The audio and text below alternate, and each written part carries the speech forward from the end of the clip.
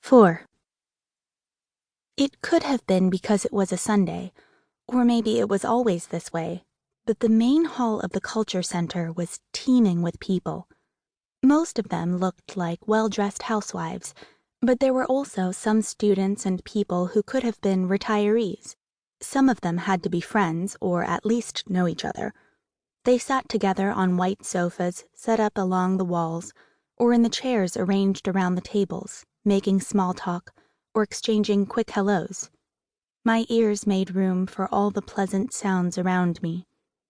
It was like being in a hospital lobby. There were no patients with bandaged limbs or doctors in white coats, and there was just a little more laughter and a different smell, but the scene felt very similar to me.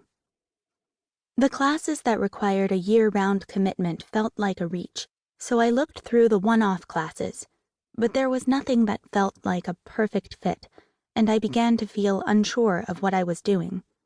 For the past couple of weeks, I had been washing away this feeling by heading to the kitchen for a beer. Eventually, I decided it was best for me to go and see the Culture Center for myself, to get an idea of what kind of place it was.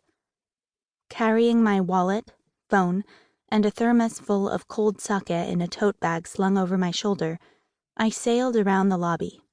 The entire back wall of the space had been outfitted with shelves, filled with innumerable cream-colored leaflets on the courses being offered. The leaflets were more detailed than the catalog, providing more information about the courses, along with bios and photos of the instructors. There were even some courses not listed in the catalog. The most I had been able to decide was that I wanted to study something completely new to me, something I knew nothing about. I picked out a few options that would fit my schedule and budget.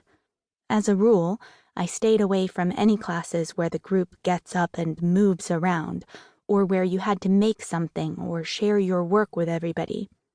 The classes I flagged were all a bit more conventional, where you sat down and listened to someone lecture. After several trips up and down the wall of tightly